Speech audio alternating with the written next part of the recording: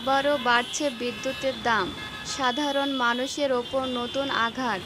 দ্রব্যমূল্যের এই বাজারে সাধারণ মানুষের জন্য আরও একটা খারাপ খবর আসছে।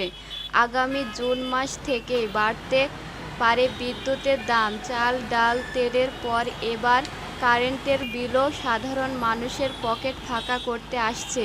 কিন্তু কেন এই দাম বাড়ানো হচ্ছে, চলুন জেনে নিই। বিদ্যুৎ কোম্পানিগুলো দাম প্রায় 29% বাড়ানোর প্রস্তাব দিয়েছে। এই নিয়ে এখন সরকারিভাবে যাচাই বাছাই চলছে। সব কিছু ঠিক থাকলেই এই মে মাসে নতুন দাম চূড়ান্ত হবে এবং জুন মাস থেকে আমাদের বাড়তি বিল দিতে হবে না। এখন প্রশ্ন হলো, হুট করে কেন দাম বাড়ছে? সরকারের পক্ষ থেকে বলা হচ্ছে, বিদ্যুৎ তৈরি করতে গিয়ে গত এক বছরে সরকারের প্রায় 26,000 কোটি টাকার ওপরে লোকসান হয়েছে।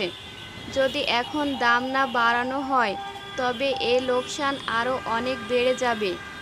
তাই বাধ্য হয়ে দাম বাড়ানোর সিদ্ধান্ত নেওয়া হচ্ছে। এই দাম বাড়ার ফলে সবচেয়ে বেশি বিপদে পড়বেন মধ্যবিত্ত ও নিম্নবিত্তরা। আগে যারা 200 ইউনিট পর্যন্ত বিদ্যুৎ ব্যবহার করতেন তারা কিছুটা কম দামে বিল দেওয়ার সুযোগ পেতেন, কিন্তু নতুন নিয়মে সেই সুবিধা তুলে দেওয়া হচ্ছে। এখন শুধু যারা 75 ইউনিটের কম বিদ্যুৎ ব্যবহার করবেন কেবল তারই কম দামে সুবিধা পাবেন। এর বেশি হলে বড় অঙ্কের বিল দিতে হবে। আয় না বাড়লেও খরচ যেভাবে বাড়ছে তাতে বিদ্যুতের এই নতুন দাম সাধারণ মানুষের কষ্ট আরও বাড়িয়ে দেবে। এই বিষয়ে আপনার কি মতামত তা কমেন্ট করে আমাদের জানান।